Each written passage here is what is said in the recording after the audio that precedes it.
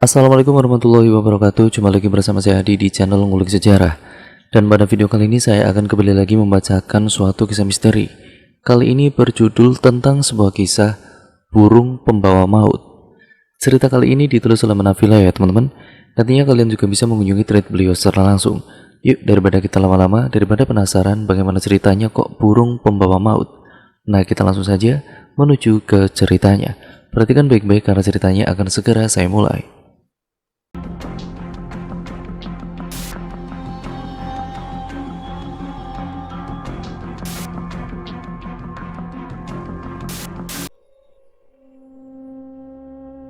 Hari menjelang maghrib, saat aku hampir selesai memungut singkong hasil panen di kebunku, suara burung nyaring terdengar membuatku jadi merinding. Burung yang biasa disebut burung pembawa maut oleh masyarakat di sini. Bukan tanpa alasan para warga menyebutnya si pembawa maut, karena setiap burung itu berbunyi pasti akan disusul dengan sebuah berita kematian. Sebuah perkampungan yang masih sangat kental dengan segala mitos dan hal mistis, inilah tempat tinggalku. "Mas, burung itu," ucap Mira istriku. Raut wajahnya berubah menjadi tegang. Tangannya tergesa memungut singkong-singkong yang kami cabut, lalu memasukkannya dengan asal ke dalam karung.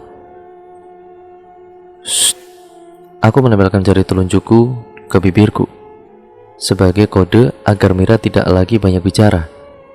"Kita pulang saja, sisanya lanjutkan besok saja," ajakku. Mira kemudian mengangguk.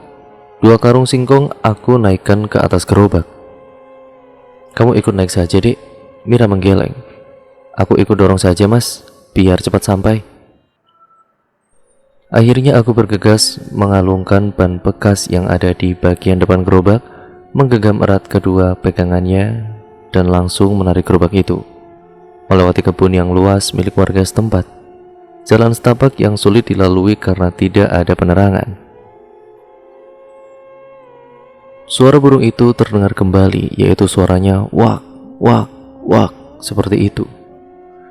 Dan suara itu terdengar lagi dari kejauhan, membuat suasana menjadi semakin seram. Suara azan maghrib berkumandang. Dari kejauhan sudah nampak lampu musola yang berada di ujung kampung, pertanda kami akan segera memasuki perkampungan. "Baru pulang, Mas Santo?"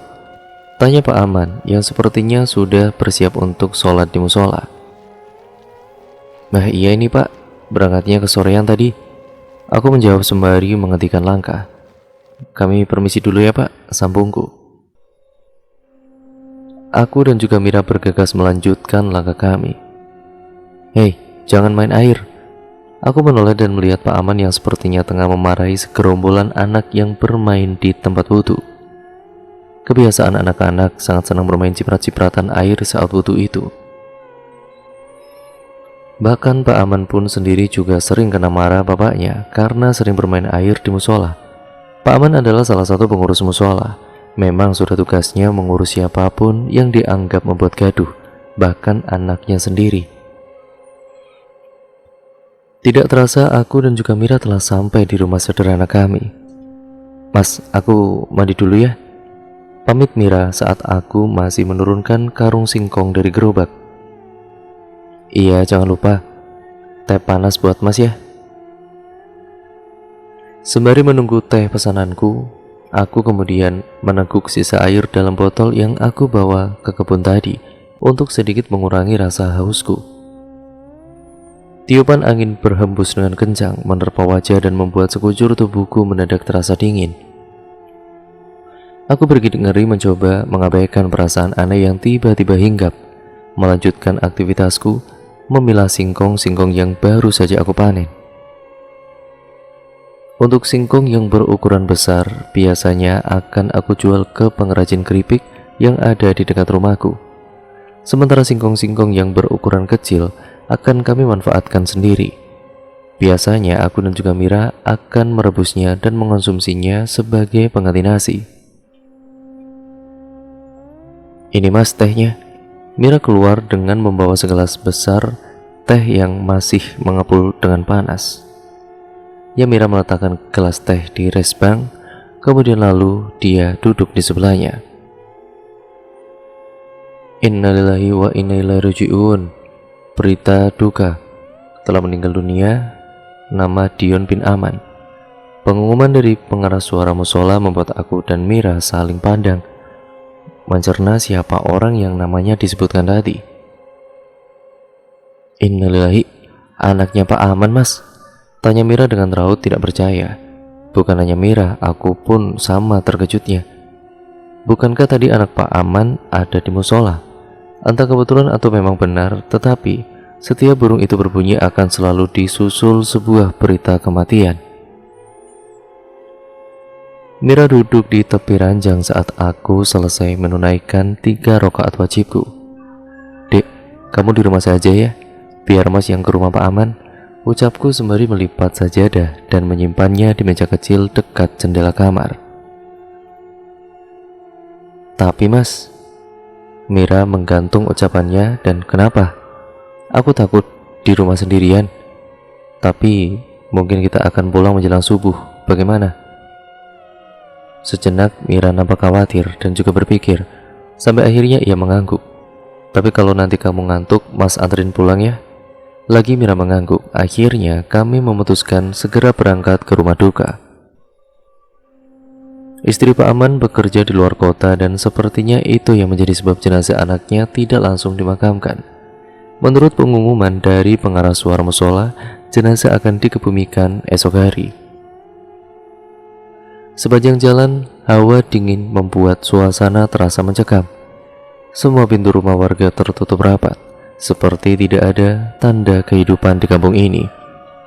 Mas, kok sepi banget ya? Tanya Mira. Ah iya dek, mungkin semuanya sudah ada di rumah Pak Aman. Mira mengetatkan pelukannya pada lenganku. Kenapa dek? Tanyaku heran. Mira seperti orang yang ketakutan. Tangannya mencengkram kuat lenganku dengan wajah yang ia sembunyikan di balik bahuku. Kalau jalannya begitu, nanti kita bisa kesandung. Mira bergeming, napasnya tersengal-sengal seiring langkah yang ia percepat. Aku sedikit kesal karena aku seperti terseret oleh Mira. Mira tetap diam, ia tidak menjawab pertanyaanku. Dan kemudian jantungku seperti hendak melompat dari tempatnya saat mendengar suara si pembawa maut itu. Kaget dan juga takut. Tentu saja, jalan yang sepi dan gelap gulita karena sedikitnya penerangan ditambah dengan datangnya suara yang paling ditakuti oleh warga sekampung. Tidak terkecuali aku dan juga Mira, aku tidak bisa menatap wajah Mira karena sepanjang jalan ia menundukkan kepalanya. Jarak yang kami tempuh terasa sangat-sangat lama. Padahal rumahku dan rumah Pak Aman tidak begitu jauh. Hingga akhirnya kami sampai di pelataran rumah Pak Aman. Tidak begitu ramai, hanya beberapa orang laki-laki yang berkerumun duduk di kursi kayu panjang yang berada di halaman rumah. Selesai menyalami semua tetangga yang ada di luar rumah Pak Aman, aku mengajak istriku masuk ke dalam. Wajah-wajah sembab menyambut kedatangan kami. Pak Aman nampak terduduk di pojok ruangan. Isaknya tidak terdengar, namun mulutnya terus saja meracau menyebut-nyebut nama anaknya. Di dekat pembaringan jenazah ada Mbak Ayu, adik ipar Pak Aman. Bahu Mbak Ayu nampak naik turun, begitu jelas ada tangis tertahan di sana. Sesekali Mbak Ayu membenarkan api pada lentera yang ada di meja. Lentera sederhana yang dibuat sendiri dengan minyak goreng berwadah piring dan kapas yang dipilin sebagai sumbu. Tidak lupa sebuah uang logam yang digunakan untuk menindih ujung kapas agar tidak tenggelam ke dalam minyaknya. Lentera harus terus dijaga agar tetap menyala hingga fajar tiba. Dan klak, setelah menyalami tuan rumah dan menyampaikan duka cita kami atas meninggalnya anak Pak Aman, aku dan juga Mira hendak duduk pada kala itu dikagetkan dengan padamnya lampu. Suara khas box listrik yang anjlok terdengar bersamaan dengan lampu rumah Pak Aman yang padam. Gelap menyisakan cahaya lentera di meja dekat pembaringan jenazah itu. Wah, tidak bisa ini, seru seseorang di luar yang mencoba agar listrik kembali menyala. Mira semakin erat memeluk tanganku. "Coba ganti sekeringnya," saran seseorang. Dan kemudian terdengar lagi suara burung itu lagi. Semua orang terdiam, tidak ada lagi yang berani bersuara. Aku merasakan tubuh Mira menggigil ketakutan. Tidak lama, seseorang masuk dengan senter, seakan mencari sesuatu. Senter yang ia bawa diarahkan ke sisi dinding.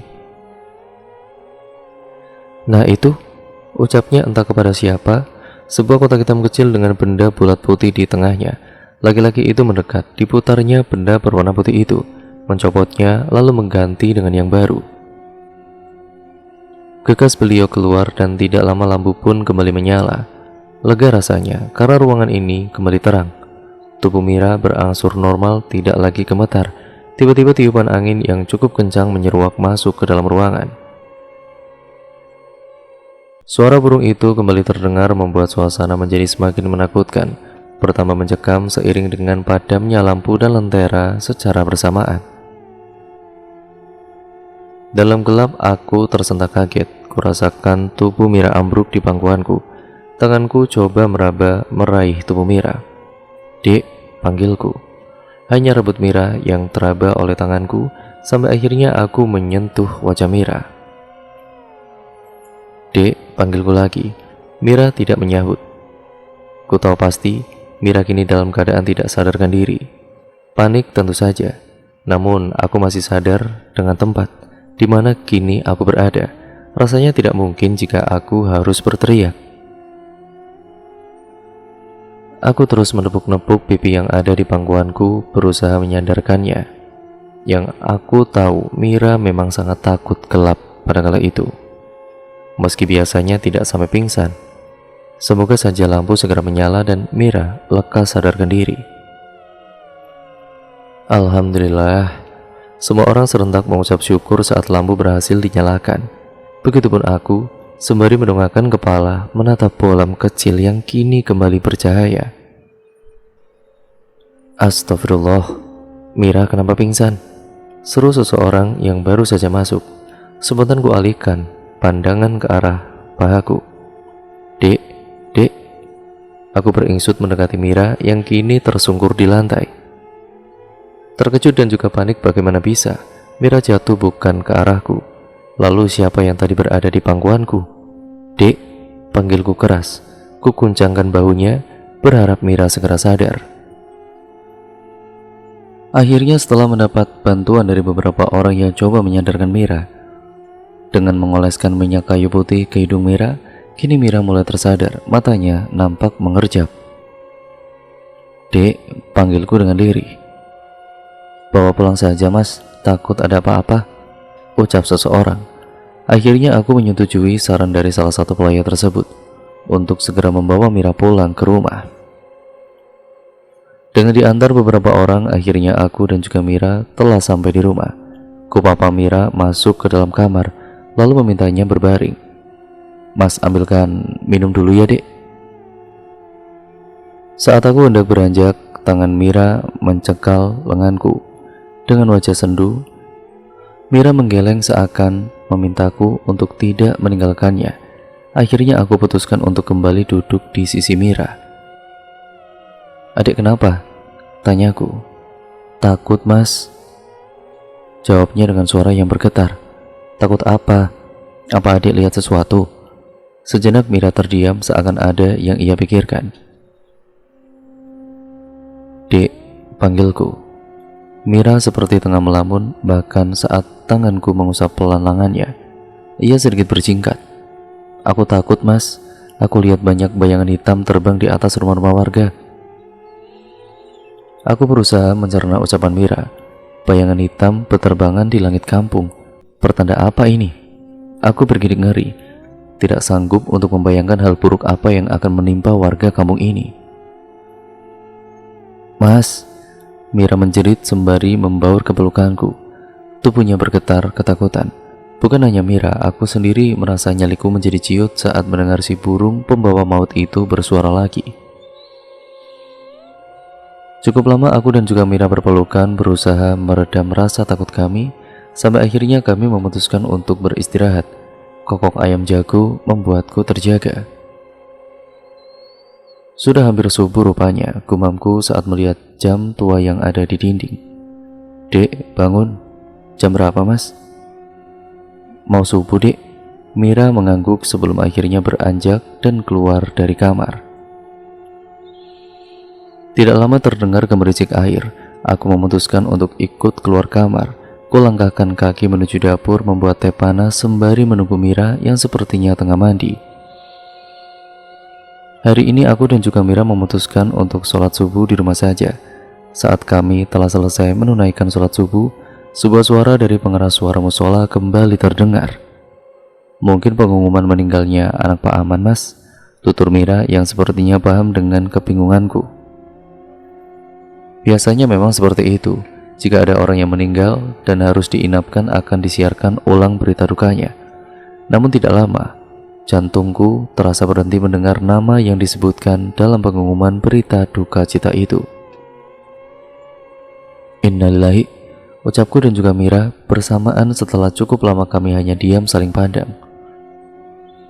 Aku dan juga Mira memutuskan untuk keluar rumah, memastikan bahwa mungkin saja kami sudah salah dengar. Di teras rumah, ku edarkan pandangan ke arah rumah tetangga dan juga jalan, berharap melihat siapa saja yang melintas, untuk bertanya kebenaran pengumuman berita kematian yang baru saja terdengar dari alat pengeras suara musola. Pak Harjo, panggilku pada tetangga sebelah rumah. Pak Harjo yang sepertinya baru tiba urung memasuki rumahnya saat mendengar panggilanku. Sejenak nampak menoleh ke kanan dan ke kiri hingga beliau menatap ke arahku. Pak Harjo beranjak menghampiriku, begitu juga denganku.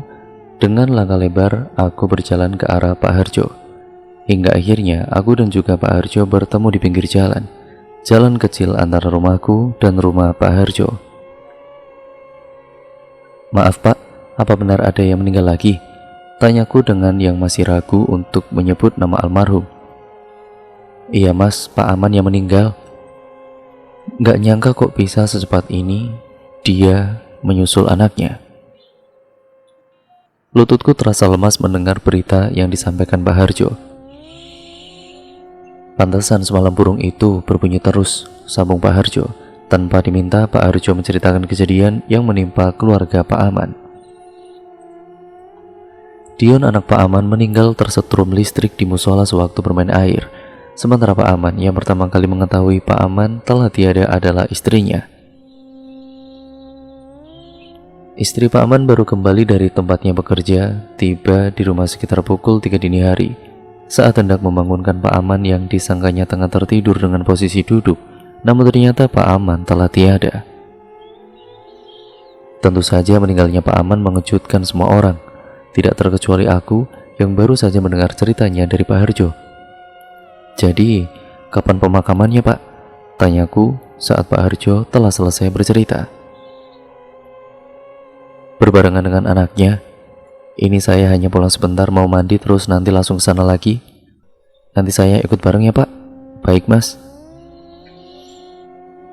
Setelah selesai berbincang dan janjian untuk melayat bersama, aku dan juga Pak Harjo memutuskan untuk kembali ke rumah masing-masing. Di rumah Mira bertanya berita yang ku dapat dari Pak Harjo. Saat mendengar ceritaku, Mira sama terkejutnya denganku. Setelah menunggu beberapa saat, akhirnya aku melihat Pak Harjo keluar dari rumahnya. Seperti aku, Pak Harjo membawa cangkul dan parang. Pak Harjo menghampiriku yang kini sudah berdiri di pinggir jalan. Tidak ingin membuang waktu, kami bergegas pergi ke pemakaman umum. Sementara Mira memutuskan untuk melayat ke rumah duka. Aku dan juga Mira berpisah di persimpangan jalan, karena rumah Pak Aman dan tempat pemakaman berlainan arah. Saat tiba di pemakaman ternyata sudah ramai sekali warga lain. Pelayat yang didominasi kaum lelaki telah siap dengan cangkul dan parang di tangannya. Beberapa bergotong royong menggali liang kubur dan beberapa lagi memotong batang bambu. Sementara aku dan juga Pak Harjo yang datang paling akhir mendapat tugas memetik dan juga mengumpulkan daun pisang. Semua dilakukan dengan gotong royong dalam satu waktu kami harus menyiapkan pemakaman untuk 2 orang sekaligus. Tadi pagi Pak Supu pada dengar burung itu berbunyi lagi nggak? Tanya seorang pelayat yang ada di dekatku. Padahal Pak Aman diketahui meninggal sekitar pukul 3 ya? Iya kan Pak Harjo? Sambungnya lagi sembari bertanya dan menatap Pak Harjo. Pak Harjo menjawab dengan anggukan. Jangan-jangan pertanda akan ada orang yang meninggal lagi di kampung kita ini, ojeknya lagi. Astagfirullah, ucap kami serempak. Jangan begitu Mas, kita tidak boleh berburuk sangka apalagi mendahului takdir, ucapku kepada pelayat yang usianya tidak jauh beda denganku itu. Betul itu Mas, seseorang yang lain membenarkan ucapanku. Sudah, kita selesaikan saja tugas kita. Jangan kebanyakan ngobrol. Semua mengangguk, lalu kemudian melanjutkan pekerjaan masing-masing seperti saran dari Pak Harjo. Saat semua orang sudah sibuk dengan tugas masing-masing, aku mencoba mendekat ke arah Pak Harjo. Pak, sahabatku hendak memulai obrolan. Ragu tapi tidak ada pilihan lain.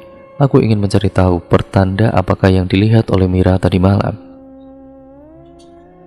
Pak Harjo adalah salah satu warga asli kampung sini dan termasuk sesepuh di sini. Aku yakin Pak Harjo tahu seluk-beluk kampung ini, meski aku dan juga Mira juga asli kampung ini. Namun kami tidak begitu paham dengan seluk-beluk kampung di sini.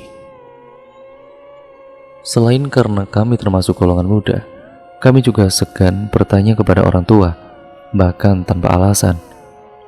Setiap kali kami bertanya selalu mendapatkan jawaban pamali kalau diceritakan. Menurut orang tuaku dulu, jika diceritakan maka warga kampung ini akan mendapat bala. Iya Mas Anto. Begini Pak, ada yang ingin saya tanyakan. Apa Mas? Sepertinya penting sekali. Aku sedikit lebih mendekat agar suaraku yang setengah berbisik bisa terdengar oleh Pak Harjo. Tadi malam istri saya bercerita. Aku memberi jeda pada kalimatku. Dahi Pak Harjo nampak sedikit mengernyit seperti keheranan. Mira bercerita kalau dia melihat banyak sekali bayangan hitam Pak, berterbangan di langit kampung kita ini. Saat itu juga burung itu bersuara. Sedetik kemudian, aku memperhatikan wajah Pak Harjo yang berupa pias. Bapak-bapak, mohon untuk segera diselesaikan tugas masing-masing. Jenazah akan segera diberangkatkan dari rumah duka. Sebuah suara dari tengah tempat pemakaman mengagetkan aku dan juga Pak Harjo. Mas, baiknya kita jangan bahas itu lagi. Sekarang kita bawa daun-daun pisang ini ke sana. Kita sambut kedatangan jenazah. Pak Harjo beranjak pergi tanpa menoleh ke arahku lagi.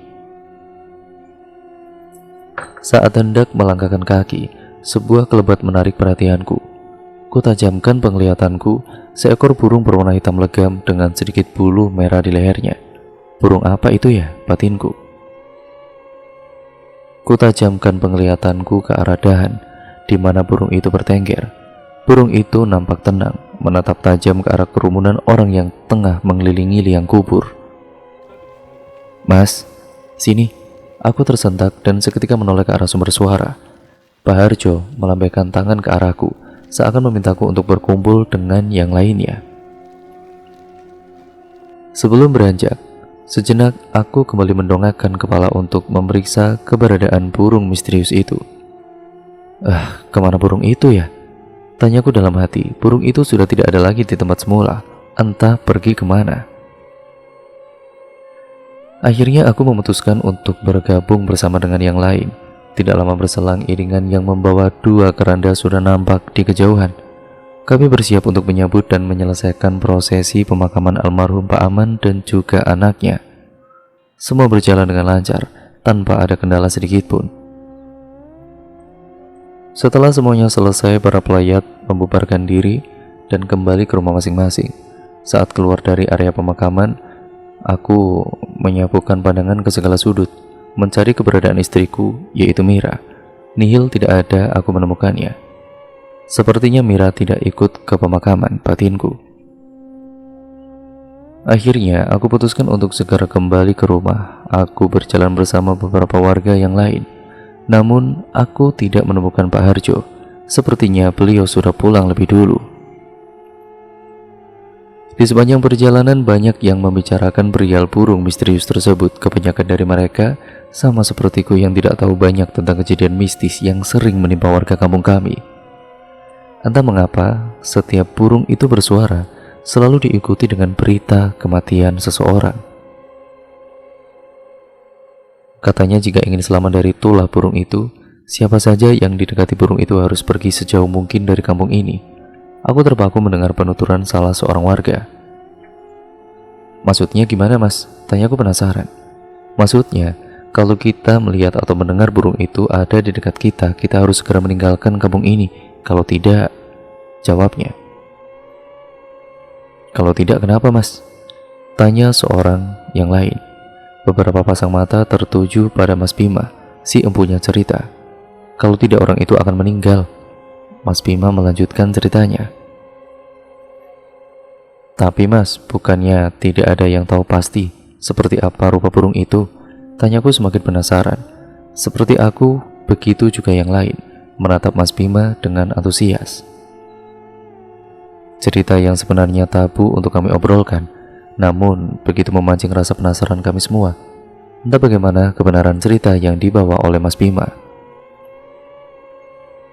Sejauh apapun pergi, tidak ada yang mampu melarikan diri dari ajal. Sebuah suara mengagetkan kami. Kami semua menoleh ke sumber suara. Pak De, gumam Mas Bima. Pak Harjo, saya kira sudah pulang duluan pak, ucapku. Belum mas, Bima dan semuanya. Sebaiknya kita jangan membicarakan soal ini lagi. Pak Harjo berbicara tanpa menghentikan langkahnya. Saat aku perhatikan Pak Harjo nampak berjalan pincang. Kakinya kenapa pak? Tanyaku dan aku merasa penasaran karena seingatku saat berangkat tadi kaki Pak Harjo nampak baik-baik saja. Oh ini mas, ini hanya kecucuk bogol kayu mas. Pak Harjo menundukkan telapak kakinya. Nampak serpihan kayu masih menancap di kaki, tidak besar, hanya seukuran lidi. Harus segera dibersihkan itu Pak De. Mas Bima berjongkok dan hendak meraih kaki Pak Harjo. Di rumah saja, ucap Pak Harjo seketika menghentikan gerakan Mas Bima. Akhirnya kami semua memutuskan untuk melanjutkan perjalanan pulang. Dan suara burung itu terdengar lagi. Astagfirullah, seru kami semua sembari mendongak mencari sumber suara. Burung itu berbunyi lagi, tentu saja membuat nyali kami seketika menjadi ciut. Beberapa orang langsung berlari, dan kini hanya ada aku, Mas Bima dan Mbak Harjo. Meski kami juga kian mempercepat langkah kami, tidak ada yang bersuara hingga kami sampai ke rumah. Saya duluan ya pak, assalamualaikum. Pamitku saat hendak memasuki pekarangan rumah. Setibanya di teras, berulang kali aku mengucapkan salam namun tidak ada jawaban. Kemudian derit pintu terdengar saat aku mencoba menarik gagang pintu. Tidak dikunci, berarti Mira sudah pulang. Aku membatin sembari bergegas masuk ke dalam rumah. Kulangkahkan kaki ke setiap ruangan yang ada, ruang tamu, ruang tengah, dan kamar. Semuanya nihil. Kemana Mira? Gumamku. Saat hendak keluar dari kamar, mataku menangkap sesuatu. Seperti sepasang kaki yang terbujur di sudut kamar itu. Sayang, aku tidak bisa melihat siapa pemilik kaki tersebut karena terhalang lemari. Jantungku terpacu. Saat mencoba mendekatinya dengan langkah pelan, aku semakin mendekat. Astaga, aku sangat terkejut mendapati Mira terduduk di pojokan kamar, tepatnya di celah antara lemari dan dinding. Dengan kedua tangan yang menangkup di wajahnya, Mira seperti orang yang tengah ketakutan. Dek, kamu kenapa? Tanyaku. Aku mencoba meraih pundak Mira dan mengajaknya keluar dari tempatnya bersembunyi. Mira tergugu saat aku membantunya untuk berdiri. Perlahan ia menurunkan tangan dari wajahnya. Mas, seketika Mira memelukku sangat erat. Tubuh yang kini berada dalam pelukanku terasa gemetar. Kamu kenapa dek? Tanyaku lagi.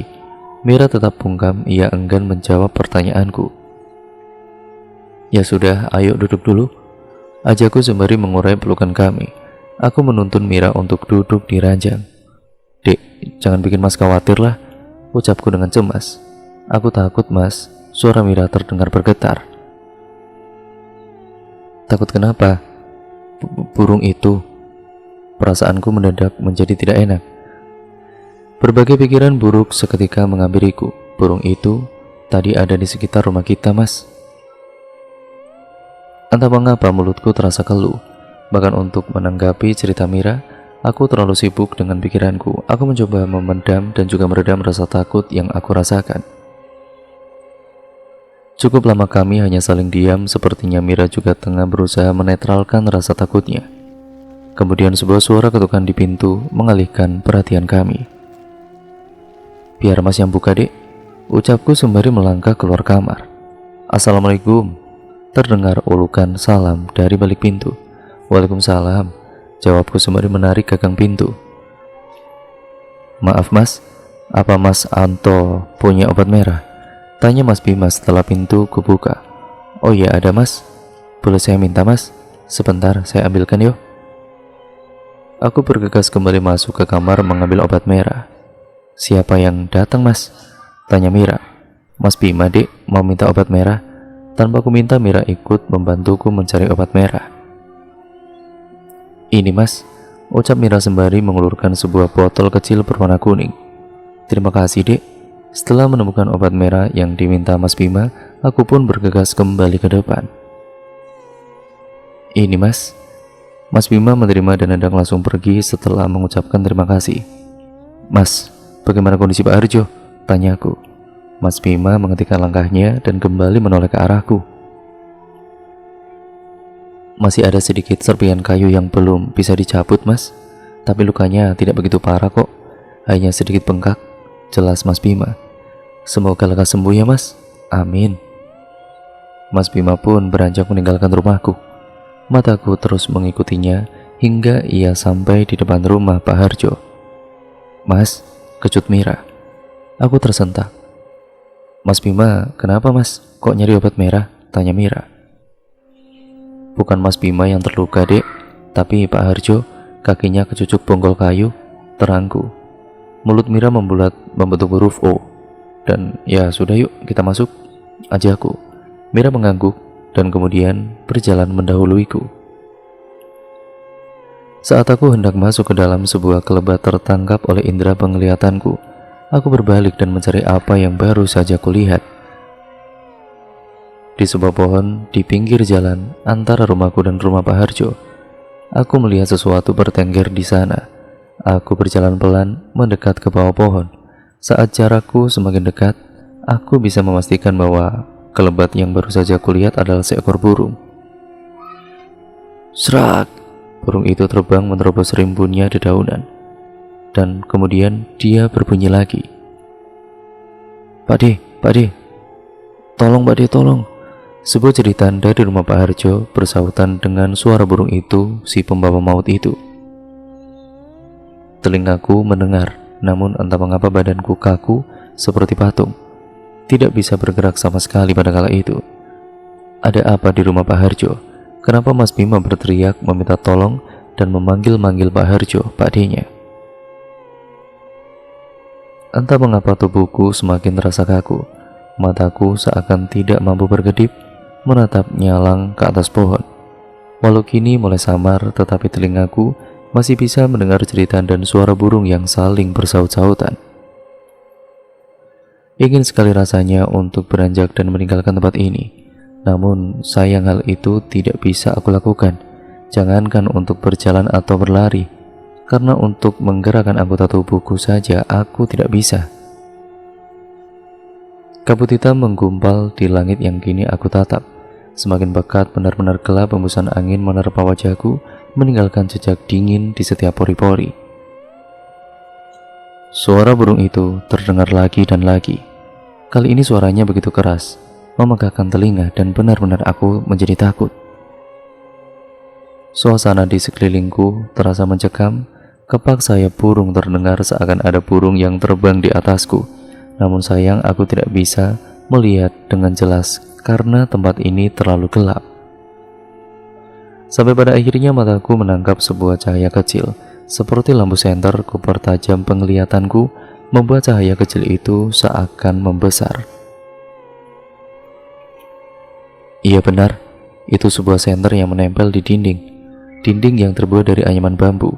Pandanganku tidak bisa beralih dari sebuah rumah tua dengan lampu senter di depannya.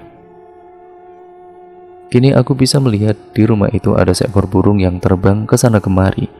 Sesekali burung itu terbang lebih tinggi dan hinggap di atap rumah tersebut, atau hanya terbang berputar-putar di depan pintu. Burung itu pun bersuara lagi dan lagi. Iya, sepertinya burung itu adalah burung yang sama seperti yang kulihat di pemakaman hari ini. Burung yang selama ini ditakuti oleh warga kampung. Jantungku berdegup sangat kencang ketika menyadari burung itu terbang ke arahku. Wah, jeritku tanpa suara saat burung itu menyambar wajahku. Refleks aku menutup mataku rapat-rapat. Mas, jeritku sekuat tenaga saat aku merasakan sebuah tepukan di pundakku. Semua pemandangan menyeramkan itu seketika menghilang. Mas Anto, kejut seseorang dari balik punggungku. Aku menoleh dan melihat Mas Bima dengan raut kebingungan menatap ke arahku. Mas Bima, Mas Anto kenapa? Mau maghrib kok masih di luar? Jawabku menggantung. Mas Bima semakin memperhatikanku dengan raut kebingungan. Oh iya mas, kenapa tadi Mas Bima berteriak? Tanyaku penasaran sekaligus ingin mengalihkan pembicaraan. Teriak? Siapa yang teriak mas? Mas Bima malah balik bertanya dengan kening yang berkerut. Dari wajahnya, Mas Bima benar-benar seperti orang yang kebingungan. Mungkin saat ini ekspresi kami terlihat sama. Mungkin saya salah dengar, ucapku. Mas Bima kemudian mengangguk. Oh iya mas, ini obat merahnya, terima kasih. Mas Bima mengelurkan botol berwarna kuning kepadaku. Bagaimana kondisi luka Pak Harjo mas? Alhamdulillah serpihan kayunya sudah bisa diambil. Alhamdulillah, Mas Bima langsung beranjak setelah mengucapkan terima kasih. Tidak ingin kejadian menyeramkan seperti tadi terulang lagi, akhirnya aku pun bergegas masuk ke dalam rumah. Kini malam semakin larut, aku dan juga Mira memutuskan untuk beristirahat. Tidak butuh waktu yang lama untuk Mira bisa terlelap. Berbeda denganku yang masih terjaga, otakku terus memikirkan apa yang baru saja aku alami. Kepalaku sampai terasa sakit. Entah pada pukul berapa akhirnya aku bisa terlelap. Rasanya baru sebentar mata ini terpejam, namun aku harus terbangun saat Mira tiba-tiba membangunkanku. Mas, bangun, ayo lihat. Itu di rumah Pak Harjo ramai orang. Mira nampak begitu panik. Berulang kali aku mengerjap mencoba mengembalikan kesadaran. Kukucek mata yang masih terasa berat untuk kubuka. Itu mas, Pak Harjo, buruan ke sana, ucap Mira sembari menunjuk arah rumah Pak Harjo. Mira semakin tidak sabar menungguku. Ia menarikku untuk segera beranjak dari tempat tidur. Setelah aku dan juga Mira berada di teras rumah kami, aku baru menyadari bahwa kini matahari sudah meninggi. Pak Harjo, kenapa dik? Tanyaku bingung. Ku edarkan pandangan melihat ke sekeliling rumah. Memang benar kini banyak orang yang berdatangan ke rumah Pak Harjo. Apa yang terjadi dengan Pak Harjo? Bagaimana ini? Bisa-bisanya Pak Harjo tidak tertolong. Iya, apalagi suara burung itu terus-terusan kedengaran di sekitaran sini. Beberapa suara yang sempat aku dengar saat hendak melangkah ke dalam pekarangan rumah Pak Harjo. Banyak warga sudah berkumpul. Beberapa ada yang hanya duduk-duduk di bawah pohon, dan beberapa yang lainnya ada di dalam rumah. Ayo Pak De, kita harus segera meninggalkan tempat ini, seru seseorang yang ku yakini adalah Mas Bima. Assalamualaikum, ucapku. Waalaikumsalam. Serempak semua orang yang ada di dalam rumah Pak Harjo menjawab salamku. Bagaimana kabar Pak Harjo, Pak? Begitulah tanyaku setelah Pak Harjo mempersilakanku untuk duduk di dekatnya. Saya tidak apa-apa mas, Pak Harjo menjawab sembari tersenyum. Tidak apa-apa bagaimana Pak De? Kaki Pak De semakin membengkak dan Mas Bima menggantung ucapannya. Dan apa mas? Tanyaku penasaran. Mas Bima tidak menjawabku, beliau seketika bersimpuh di pangkuan Pak Harjo. Tadi menjelang subuh Mas Bima melihat seekor burung bertengger di jendela kamar Pak Harjo mas. Tidak lama setelah burung itu terbang, terdengar suara burung pembawa maut itu. Begitulah jelas seorang warga. "Bima, mohon Pak D. Pak D ikut sama Bima, kita pergi jauh dari kampung ini. Tidak ada yang bisa lari dari maut, Bim. Sekalipun kita pergi ke ujung dunia, bila ajal telah tiba, ya kita tidak bisa menolak." "Tapi Pak D," Mas Bima berteriak sembari bangkit dari hadapan Pak Harjo. "Bima dan juga yang lain, bolehkah saya minta tolong agar tinggalkan saya berdua dengan Mas Anto? Ada yang ingin saya bicarakan berdua dengannya," ucap Pak Harjo. "Tapi kenapa Pak D, ada apa?" tanya Mas Bima. Mas Bima nampak terkejut dengan permintaan Pak Harjo. Meski akhirnya mengikuti yang lain, meninggalkan aku berdua dengan Pak Harjo. "Ada yang bisa saya bantu Pak Harjo?" tanyaku memulai obrolan. "Ada sesuatu hal yang ingin saya bicarakan. Saya harap Mas Anto mau membantu saya untuk merahasiakan ini dari orang lain." "Apa itu Pak Harjo?" "Saya tidak bisa berjanji, namun saya akan berusaha untuk menjaga rahasia Pak Harjo." Nah, Pak Harjo kemudian mengangguk sembari tersenyum. Tatapannya seakan menerawang. Aku berusaha menyimak setiap cerita yang mengalir dari bibir Pak Harjo itu. "Istri Mas Anto terlahir istimewa, Mas. Penglihatannya tempo hari adalah wujud dari karunia Tuhan." Pak Harjo menjeda ucapannya, tarikan napasnya terdengar dalam. "Orang tua dulu percaya, jika seseorang melihat banyak bayangan hitam di langit, maka akan ada bala. Tidak semua orang bisa melihatnya, dan mengetahui hanya orang istimewalah yang diberi penglihatan itu," sambung Pak Harjo. "Tapi kenapa istri saya, Pak? Untuk apa Mira diberi keistimewaan itu?" "Untuk mengingatkan yang lain, agar senantiasa mendekatkan diri kepada Sang Pencipta," jelas Pak Harjo. Aku masih tidak bisa mencerna maksud dari ucapan Pak Harjo itu. Untuk burung itu tidak ada yang salah dengan burung itu. Yang salah adalah kepercayaan bahwa si burung penentu hidup dan matinya seseorang. Itu salah, karena kematian adalah ketetapan Sang Pencipta, terang Pak Harjo. "Tapi Pak, nanti Mas Anto akan tahu sendiri, karena Mas Anto memiliki keistimewaan yang sama dengan istri Mas Anto." Dan kemudian terdengar suara burung itu lagi. Astagfirullah. Sebuah suara yang ku takuti terdengar. Mungkin hanya aku yang terkejut, sementara Pak Harjo nampak biasa-biasa saja. Dan serak, sebuah suara menarik perhatian kami berdua. Nampak seekor burung hinggap di dahan pohon dekat jendela rumah Pak Harjo. Seketika rasa takut menghampiri. "Tidak ada apa-apa, Mas. Mungkin memang waktu saya sudah tidak lama lagi." Pak Harjo tersenyum, tidak nampak seperti orang yang tengah sakit. "Apa maksud Pak Harjo?" tanyaku bingung. "Bukan apa-apa, Mas. Ada satu lagi yang ingin saya sampaikan, tapi tolong rahasiakan ini dari siapapun." Aku mengangguk walau tidak sepenuhnya mengerti. Ada perasaan takut karena si burung pembawa maut menatap tajam ke arah kami, seakan ikut menyimak cerita Pak Harjo. Hari semakin siang saat aku telah tiba di rumah. Obrolanku dengan Pak Harjo benar-benar membuatku seperti orang linglung. Aku tidak yakin dengan apa yang baru saja aku dengar. "Bagaimana caranya mencari tahu?" gumamku dengan lirih. "Cari tahu apa, Mas?" tanya Mira yang entah sejak kapan berada di sampingku. Dek. Tidak kok, tidak cari tahu apa-apa. Kamu salah dengar," jawabku dengan asal. Tidak ingin semakin banyak pertanyaan dari Mira, aku memutuskan untuk menghindar. Aku berlalu meninggalkan Mira yang kini duduk sendirian di depan rumah. "Mau kemana, Mas?" tanya Mira dengan suara cukup keras. "Mau mandi, Dek," jawabku tidak kalah kerasnya. Saat aku sampai di ruang makan, ku hentikan langkahku. Aku memutuskan untuk kembali duduk dan juga merenung. Entah harus senang atau harus takut, kenyataan bahwa bukan burung itu yang menjadi sebab kematian seseorang, namun burung itu hanya memberi pertanda. Ya entahlah, aku sendiri tidak berani menyimpulkan. Aku sendiri bimbang, haruskah aku percaya dengan cerita Pak Harjo itu? Satu hal yang amat membuatku takut. Pak Harjo merasa bahwa waktunya sudah tidak lama lagi. Mungkinkah yang dimaksud Pak Harjo akan... tidak. Aku tidak boleh berpikiran yang tidak-tidak seperti itu. Sebaiknya aku mandi sajalah daripada pikiranku tambah ngawur batinku.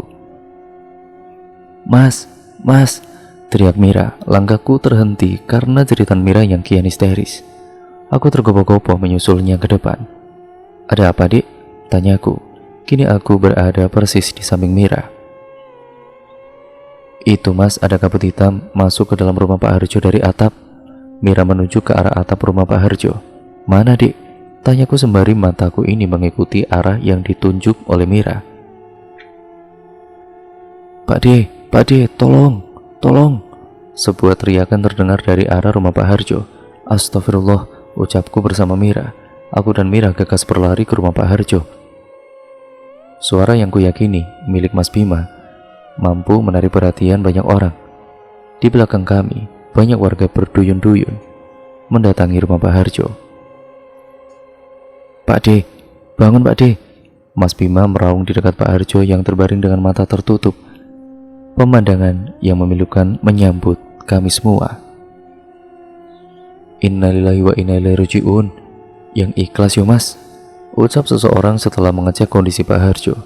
Innalillahi, ucap semua orang yang kini memenuhi rumah Pak Harjo kala itu selain aku. Aku terpaku, keterkejutan membuatku beku. Satu kalimat pun tidak bisa aku ucapkan. Bagaimana bisa? Belum ada 1 jam yang lalu aku selesai berbincang dengan Pak Harjo. Kenapa tiba-tiba beliau sudah meninggal dunia? Semua kuasa Tuhan mas. Sebuah suara misterius tertangkap indera pendengaranku, merinding menjalari seluruh tubuhku. Hawa dingin mendadak menyelimuti, membuat suasana kian haru terasa. Pak De, kenapa secepat ini Pak De? Tanya Mas Bima di depan jenazah Pak Harjo. Mas Bima memang hanya keponakan Pak Harjo, namun semua orang tahu betapa Mas Bima sangat menyayangi Pak D-nya. Pak Harjo merawat Mas Bima sedari Mas Bima ini kecil. Mas Anto, Pak D kenapa bisa begini mas? Jelaskan Mas Anto, apa yang terjadi? Tanya Mas Bima dengan wajah penuh cucuran air mata. Pertanyaan Mas Bima menyentakku, menyadarkanku yang sedari tadi hanya mematung saja. Saya tidak tahu mas, apa yang kalian obrolkan. Maaf mas, wasiat almarhum saya harus merahasiakannya dari siapapun. Jelasku. Mas Bima nampak belum puas mendengar jawabanku. Sudah mas, sudah. Tidak baik ribut di depan jenazah. Seorang warga mencoba menengahi, membuat Mas Bima akhirnya berhenti bertanya. Sebaiknya segera siapkan untuk prosesi pemakaman almarhum. Mumpung hari masih terang, ucap salah seorang lagi. Kami pun menyetujuinya. Beberapa orang kaum laki-laki menyiapkan untuk tempat memandikan jenazah. Beberapa yang lainnya pergi ke tempat pemakaman umum untuk mengurus penggalian kubur dan yang lainnya. Sementara beberapa orang kaum perempuan mulai sibuk mencari bunga. Beberapa jenis bunga yang nantinya akan dirangkai dan dijadikan hiasan keranda. Sementara aku menyiapkan tikar dan beberapa kursi untuk pelayat nantinya. Mas Bima tidak beranjak dari sisi pembaringan jenazah. Nampak begitu jelas raut kesedihan di wajah Mas Bima. Air mata tanpa henti mengalir membasahi pipi Mas Bima. Mas, kita butuh kain jarik, ucap salah seorang yang bertugas menyiapkan keranda. Ambil saja di lemari kamar belakang. Suara misterius itu terdengar lagi, sangat lirih, namun mampu membuatku bergidik ngeri. Aku menoleh ke kanan dan ke kiri, namun nihil. Semua orang nampak hilir mudik, sibuk dengan tugasnya masing-masing. Mas Bima, maaf ibu, ini bilang butuh jarik, ucapku pelan. Saya tidak tahu. Ya Mas Anto, apa Pak D punya simpanan jarik? Mas Anto kan tahu, Pak D hanya tinggal sendiri. Jelas Mas Bima. Mas Bima memang tidak lagi tinggal serumah dengan Pak Harjo. Maaf, apa saya boleh mencari ke kamar belakang Mas? Siapa tahu di sana ada. Boleh Mas, silakan. Akhirnya aku dan juga ibu yang meminta jarik memutuskan untuk segera mencari ke kamar belakang. Saat kami telah berada di depan pintu, kebingungan kembali melanda. Pintunya terkunci. Kuncinya ada di sela lubang ventilasi. Suara misterius itu lagi, suara yang sepertinya hanya aku yang bisa mendengarnya. Dengan sedikit berjinjit, aku mencoba menggapai setiap sela pada lubang ventilasi. Tidak lama tanganku seperti menyentuh sesuatu. Aku mencoba menggenggam dan juga menariknya. Saat sampai di depan mata, perlahan aku membuka genggaman tanganku. Nah, itu kuncinya, Mas. Coba saya buka ya, Bu. Semoga benar ini kuncinya, ucapku. Kami pun mengucap bismillah bersama-sama dan ceklek. Ah, benar kuncinya. Mas Anto ini hebat loh. Kok bisa tahu kuncinya ada di atas? Aku hanya menggeleng sembari tersenyum menanggapi pertanyaan yang aku sendiri tidak tahu bagaimana harus menjawabnya. Silakan ibu yang masuk, coba cari di lemari itu, ucapku sembari menunjuk lemari itu yang berada di sudut ruangan. Tanpa menjawab, si ibu pergi dan membuka lemari yang kumaksud. Benar ada, Mas. Kita ambil berapa ya? Ambil seperlunya saja, Bu. Ibu itu mengangguk. Aku hanya menunggu di depan pintu. Setelah selesai mengambil beberapa lembar jarik, ibu itu memintaku untuk mengunci pintunya kembali. Oh iya, Bu. Ibu lihat merah? Enggak, Mas. Setelah menjawab singkat pertanyaanku, ibu itu pergi. Aku seketika diliputi rasa cemas. Kemana Mira? Sebenarnya aku ingin kembali ke rumah, sekedar memastikan keberadaan Mira. Namun urung kulakukan karena di sini masih banyak yang memerlukan bantuanku. Dan cerita pun akhirnya bersambung ke part yang selanjutnya ya teman-teman, yaitu part yang kedua yang nantinya sekaligus menjadi part terakhir dari keseluruhan alur ceritanya. Jadi apabila kalian penasaran bagaimana kisah selanjutnya dari kisah ini, kalian tentu saja harus stay tune terus di channel ini ya teman-teman. Jangan lupa like, comment, dan share serta subscribe ya teman-teman. Dan jangan lupa pula untuk kalian yang baru mampir ya tentu saja subscribe dan nyalakan tombol lonceng notifikasinya agar kalian tidak ketinggalan video terbaru selanjutnya dari channel ini dan juga kelanjutan dari cerita ini. Bagaimana kelanjutan kisahnya, karena ini sangat seru untuk kalian nantikan, jadi tetap tunggu kelanjutan ceritanya ya teman-teman. Dan sekian video ini saya akhiri, kurang lebihnya mohon maaf. Wassalamualaikum warahmatullahi wabarakatuh.